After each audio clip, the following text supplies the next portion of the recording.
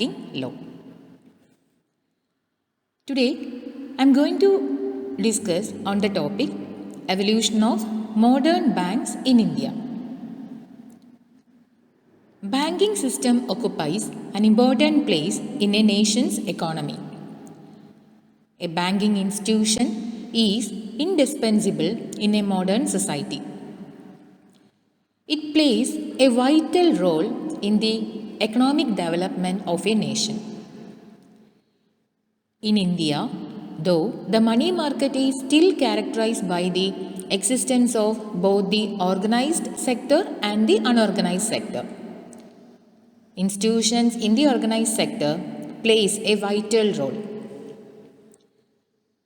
Banking industry in India travelled a long path to reach the present structure. It has undergone a major structural transformation after the nationalization of 14 major commercial banks in the year 1969 and 6 more banks on 15th April 1980. Developments in Indian banking. Indian banking actually in the beginning stage was in the private sector. It moved to public sector with nationalization of banks in 2 stages happened in the year 1969 and 1980. The nationalization of banks introduced in the year 1969 brought a standard change and also a change in the priorities of the banking sector. Apart from the purely commercial dimensions, social aspect also became significant after nationalization. The emerging challenges, strategies and solutions which Indian banks face today are directly related to the change in environment that has been brought about for the Indian banking sector. To understand that, we need to go through the different phases of Indian banking. We can see the development through different stages. The pre-independence period, foundation stage, expansion stage, consolidation stage, reforms and liberalization stage. Actually, the foundation stage of Indian banking sector started in the year 1950 to 1969. 1970 to 1984 deals with the expansion stage in the Indian banking sector. The consolidation stage started from the year 1985 and it ends on 1990. And from 1991, the reforms and liberalization stage started. So, we can first understand what happened with the banking sector before independence. Most of the existing old banks had been established before 1950. When the British came to India in the 17th century, they found a reasonably well-established indigenous banking system in India. The East India Company came to India as trader and established its agency houses at Bombay, Calcutta and Madras. And in the year 1771, they established a bank named Bank of Hindustan.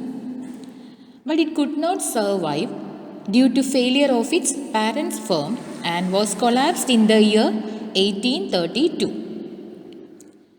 Here we can see an important case, Govind versus Ramnath. The Chief Justice of Bombay High Court heavily criticized the functioning of agency houses and ordered closure of speculative transactions, which was recognized under Section 277 Clause G, Subclause 1 of the Indian Companies Act of 1913. The General Bank of India came into existence in the year 1786, which was the first joint stock bank in India, having limited liability of its shareholders. In the year 1787, this bank was appointed as the banker to government. However, it also did not survive for a long period and was dissolved in the year 1791. In India, at first, Bank of Bengal was established. In India, Bank of Bengal was established at Calcutta in the year 1806. Later, in the year 1840, Bank of Bombay, and in 1843, Bank of Madras was established. These three presidency banks, Bank of Bengal, Bank of Bombay and Bank of Madras, they were entitled to issue currency. But this right to issue currency was withdrawn from them in the year 1862. At the end of 19th century, some other joint stock banks, namely Allahabad Bank, Alliance Bank of Shimla, Awadh Commercial Bank, Punjab National Bank and People's Bank of India, etc. were also established. On 27th January 1921, all the three presidency banks, namely Bank of Bengal, Bank of Bombay and Bank of Madras, these three banks were merged and the Imperial Bank of India was established. This bank was not authorized to issue currency but had the power to act as a government bank.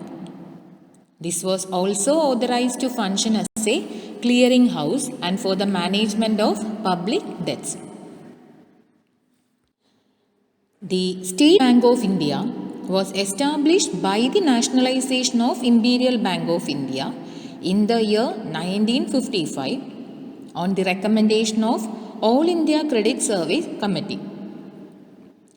In the year 1959, Subsidiary Banks Act was enacted and 7 associate banks, namely State Bank of Bikaner and Jaipur, State Bank of Indore, State Bank of Mysore, State Bank of Patiala, State Bank of Hyderabad and State Bank of Travancore were established.